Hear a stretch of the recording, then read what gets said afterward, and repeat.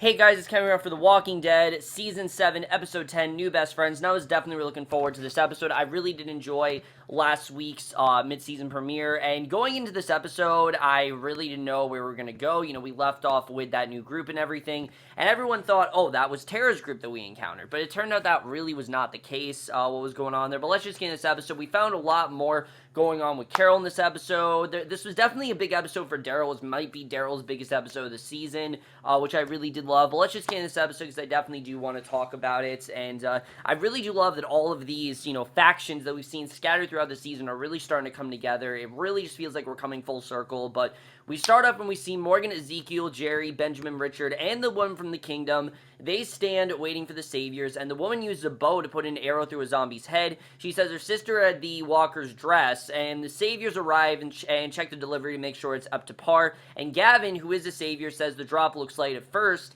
And Ezekiel, who I really did like seeing have to bow down to these saviors and actually have to act like, he's, lower class than them, because he hasn't had to do that up till now. He promises they'll meet the obligations, he double checks and agrees, and that was definitely interesting to see. And the long-haired savior, Jared, wants Richard's gun. They come to a standoff, and everyone then draws their weapons. Ezekiel insists that Richard hand over his weapons, and again, even, when Ezekiel is not with saviors, he still finds a way to be a leader, and Richard is angered, makes a comment, prompting the savior to strike him with the gun. Morgan blocks it with his stick, which that was pretty awesome, seeing Morgan do that, especially because we know that Morgan doesn't like to participate in violence. So seeing him strike at this, block it with a stick, I mean, that was pretty far for Morgan, but the savior then takes Morgan's stick, Benjamin cuts him down, and obviously, Morgan's kind of weak without his stick, so Gavin tells Ezekiel this can't happen. Richard's batting first on the line, and he says Gavin orders Jared to get up, and they start to leave. So Morgan asks for a stick back from Jared, sharing its importance with him. Jared wants to tune him up, but Gavin says that they all should just leave and probably should just stop instigating the fight. And as they pull away, the woman with the bow repeats that her sister loved that dress. And back at the kingdom, Ezekiel tells Benjamin he's impressed with his fighting skills, but that shouldn't make him seek fights in the future. And Ezekiel tells Richard that they will speak later. Jerry tells Benjamin that he's sick with the stick, and Morgan and Ben then speak for a moment before Daryl calls Morgan over to hear where they had been. And Daryl wants to knows they went to see the saviors, and he questions why Morgan doesn't want to fight despite bleeding and knowing what they are. At this point, he should want to fight. And Daryl insists that if Carol were here and she knew about Abraham and Glenn, she would be leading them straight to the saviors, ready to kill them all. And we know this has been a big thing since season 6. Morgan and Carol are very, very similar in that way, where they both want to be team leaders, and he knows that Morgan wants to be a leader. And Morgan says that is exactly why she left, because she doesn't want to be a killer, as we know. She wants to do... She was ready to kill herself in season 6, as we know. She just does not want to fight. So Daryl walks away, and, he has a completely different method. And remember, Morgan doesn't know any of the shit that's been going down with Ezekiel and Carol. So when he says that, yes, he kind of does, but I do like the way that Carol is kind of fooling them all. Out of everyone, there are a lot of lies told throughout this episode, but Carol really is the one fooling them all, and I definitely did like seeing that. So elsewhere in the kingdom, Richard practices with a bow. Daryl approaches him. Richard goes on about fighting the saviors, which, again, he really is not okay with doing. And Morgan told Richard that Daryl is a bowman, so Richard offers him a new bow. Daryl accepts it, but asks why, and Richard tells him that they want the same things. He needs his help, and Daryl looks down the sight of the bow, and the opening credits roll, and that was an amazing way to start the episode. I really did love the way this was done, and it was kind of risky to start off this episode and not the way that we left off in the last episode. In fact, we don't get to Rick's group till much later in the episode, which, again, was quite risky that they did that. A lot of this first half of the episode focuses on Daryl's group, which I really did like seeing. But we see Richard and Daryl, they grab guns and supplies from a trailer, and for a while I thought this entire episode was just going to be Daryl's group, but I thought they made a wise choice in cutting back to Rick, which they haven't done a lot this season, but I like the way they did that. And walking along a road, they see the sign for a cemetery. The two men are on a mission. They take cover behind a truck, and Richard tells them that the saviors will pass in bunches of 2 or 3 trucks, and they will attack, setting them on fire when they're done, so it's bad. And he will plant a trail to a house where a woman has been living, and Daryl questions who she is. Richard tries not to reveal her identity, and of course, we know that woman is Carol. Richard very quickly reveals that it's Carol, and this causes Daryl to abort the mission. He really wants nothing to do with Carol because he doesn't feel he doesn't feel that he should be near Carol at this point. He wants her to be safe, and he knows that he is not safe at this point. He knows that the Saviors are after him and they want him back, and he's doing whatever he can to keep Carol safe. And Richard continues to attempt to convince Daryl to help with the plan, which will get Ezekiel on board, because as we know, Ezekiel right now is not on board with this idea. He really does not want to take down Negan at this point. But Daryl tells Richard to stay away from Carol, and the Saviors approach him down the street. Richard prepares to attack them, but Daryl stops him. He tosses him onto the ground, eventually throws 5 punches into his face. Richard then uses the bow to hit Daryl and knocks him off balance, and the two come to a standoff with their weapons down. Richard tells Daryl that his group needs the kingdom, and there will have to be sacrifices, and Daryl tells Richard that if anything happens at all to Carol, he will kill him. He makes that clear, that he's going to kill him if anything bad happens to her, and he walks away. And then we cut back to the junkyard where Rock and the Road left off. A bunch of new people are dressed in dark clothing. They emerge from a cargo hold. Richard, Rosita, Tara, Michonne, and Aaron emerge from them. They look puzzled, and a woman asks if he's a collective or does one lead. And Rick very casually introduces himself, and basically Rick tells her that she has his people, Gabriel, and he wants to see him first. And before they talk, the woman signals someone to retrieve Gabriel, and I was a little bit disappointed that Gabriel was back. I thought it actually would have been a cool send-off for his character if he just kind of left, but no, Gabriel actually was captured. As we saw, he did not go on his own, and yes, it does show Gabriel's loyalty, but I just don't really know why he needed to be back. It just kind of felt weird that he returned in this way, but I was happy to see him back overall.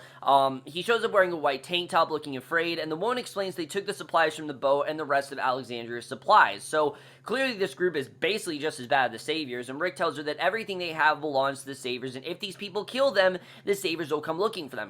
These are clearly people that are very naive, and they don't realize how powerful the Saviors really are. They basically feel they can override the Saviors, which I like the way Rick is telling them straight out, no, you cannot do that. Even though he wants to get on the Saviors, he knows that no one can really override them. What the Saviors have is the Saviors, and there's really no other way to do that, even though this community clearly thinks they can do that.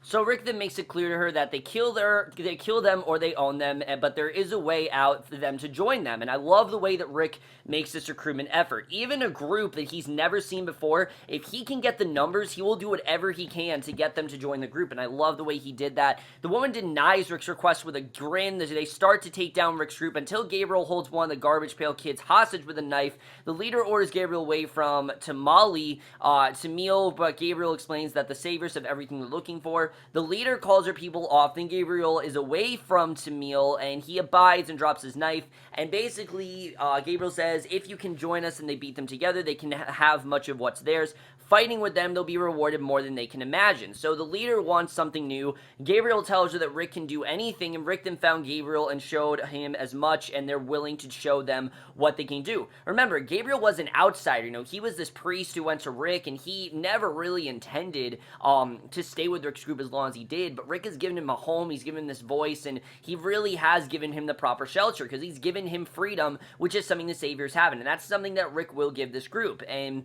the leader orders Tamale and Brian to show Rick, and Rick is escorted somewhere while the others are kept closely monitored by their new group. And from the top of a pile of garbage, Rick, the leader, and 2 others emerge. Rick can see for miles over the junkyard. The leader explains that all of these people have been here since the change, and she says that they don't bother. And before explaining that, as time passes, things change and get more difficult. And she questions Rick's abilities and tosses him into a pit. And obviously, she doesn't really see him as a leader. She herself, again, she just believes that she's a lot more powerful than she is, and she doesn't want to believe that Rick is as powerful. But Michonne and the others wonder what happened. They look on, throw windows of tires, and Rick insists he's alright until a walker covered in knives, spears, and wearing a metal helmet emerges. He tries to smash his head with a keyboard, but nothing happens. He puts his hand on his head, stabs through his hand completely with one of the knives. The walker's relentless in its attack. Rick's leg is also cut. There's a skull on the floor of someone who previously lost his fight, and Michonne yells for Rick to use the walls. He removes pieces of it and causes trash bags to fall onto the walkers, pinning it to the ground, and then he carefully picks up a piece of glass, uses it to cut the walker's head up before looking up to the leader and asking if he believes them now, and he's ready to work for them and form an alliance, and they drop a rope down for Rick to climb out, and that was such a triumphant scene.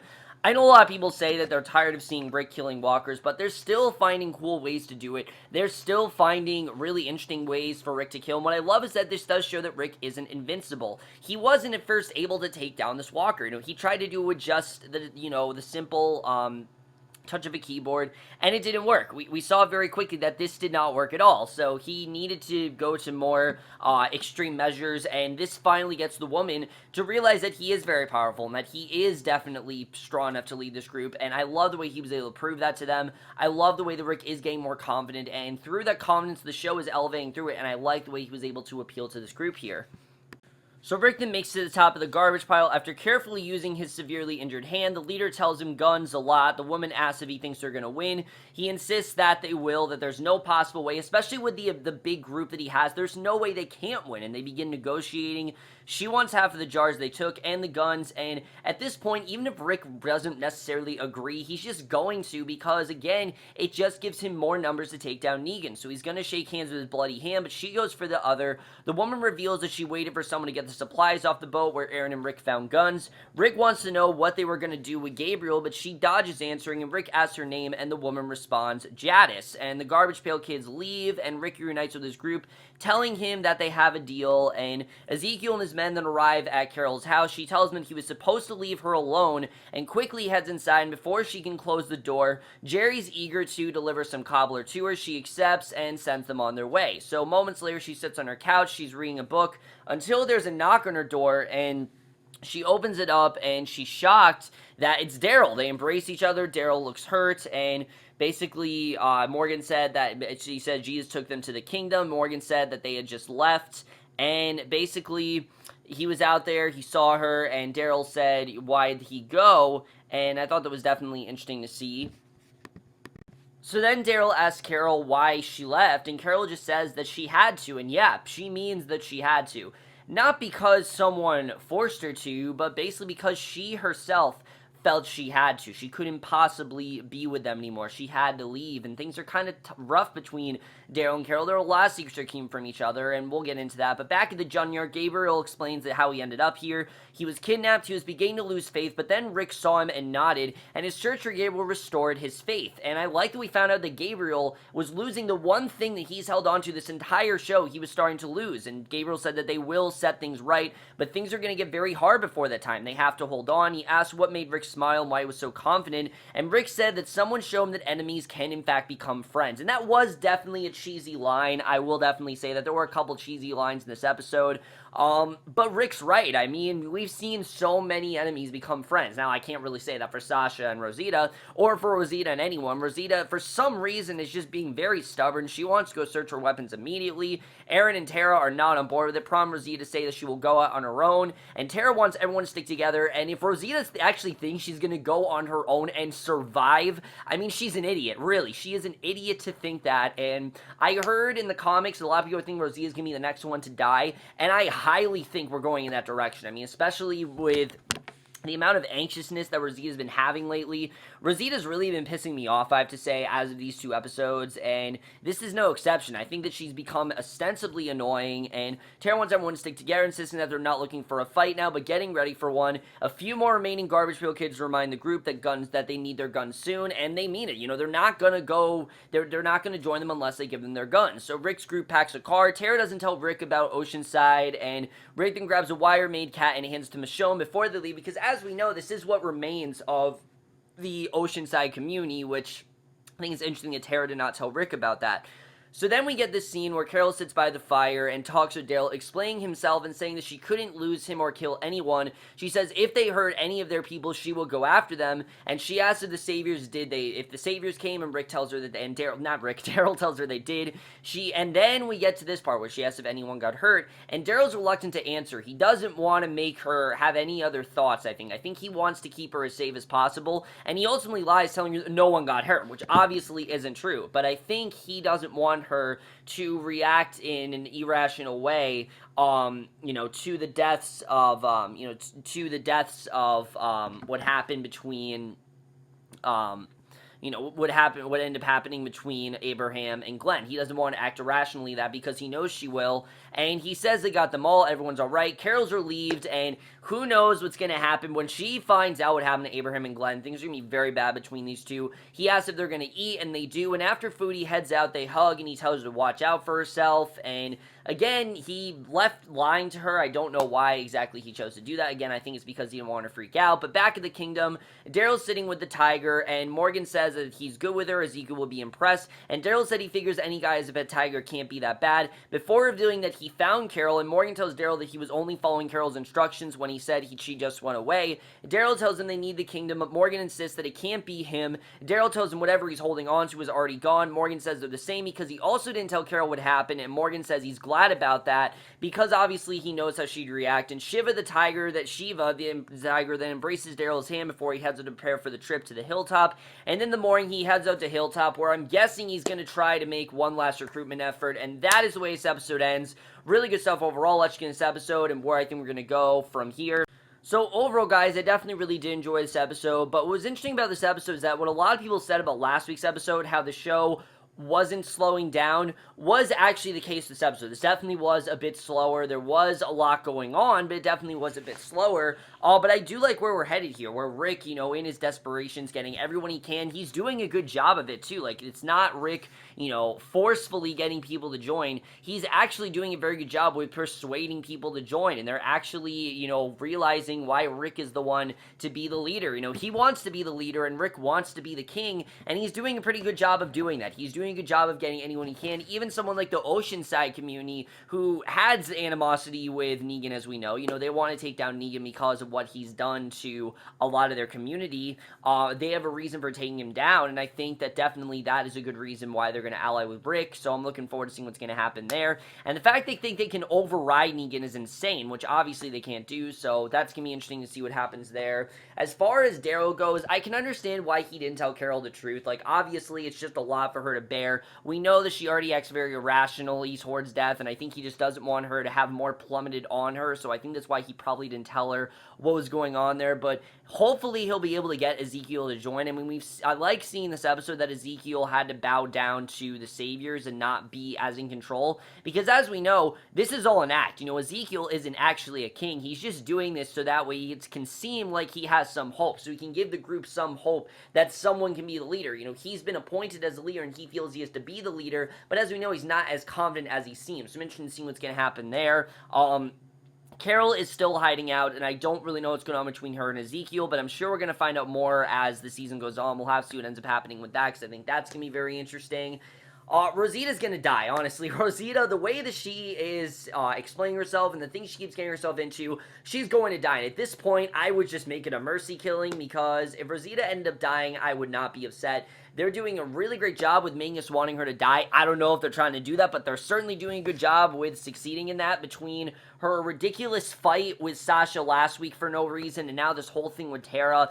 I don't know what's going on with Rosita. They are taking her in completely the wrong direction, and if they want to kill her off, they're doing a great job with that, but other than that, I'm really not liking where they're going with her. I did like where we went with Gabriel, though, that we found that he actually was on the process of losing his faith, where he really felt like he didn't have much faith left, because of all the terrible things that has happened. Negan, he likely has not seen before. He hasn't seen this much death and this much despair and this much tragedy and this much hopelessness. And now seeing Rick, be that leader again and realizing that all these people are coming together, he does have that resounding hope back. And I definitely did like seeing that. I like the way that Rick is definitely reinstating a lot of that hope into people, the way that he is definitely getting this group together. I think it's definitely interesting to see where that's going to go. At this point, the only character we haven't seen is Eugene, and the show's doing a very good job with letting us see pretty much every character. They did a very good job with that. But like I said, Eugene's the only character we haven't seen, which it looks like next week we're going to see something similar to what we saw with Daryl in episode 3, which is kind of repetitive, but it is something we definitely do need to see. We need to see what Negan did to Eugene. Overall, guys, I definitely really enjoyed this episode. This was a very well done episode overall. I thought there was a lot of very interesting stuff going on here between Daryl and Carol, what's going on there, and then the stuff going on with Morgan having to step up and realizing that he needs to kind of he has to use violence even though he doesn't want to. I'm interested in seeing where that's going to go. What was going on with Rick in the Oceanside Community? How long is Tara going to tell him about that? That's going to come out at some point, that Tara knows them. They told her to swear to never tell Rick, and she's doing a pretty good job with that so far, but that's got to come out at some point. But overall, guys, definitely really did enjoy this episode. I like where this season's headed so far. I do think this episode was a bit slower than others, but I am overall going to give The Walking Dead Season 7, Episode 10, New Best Friends, a 4 out of 5 or a B+. So for guys who made this episode of The Walking Dead, let me know what you guys thought of this episode overall, left your thoughts in it, and we'll see you guys in my next, which will be for the series premiere, the new miniseries on HBO, Big Little Lies, which I don't really know what it's going to be. I've been very mixed with how that show's really going to be. I've heard a lot of mixed things, but I will see you guys for that. Okay, bye.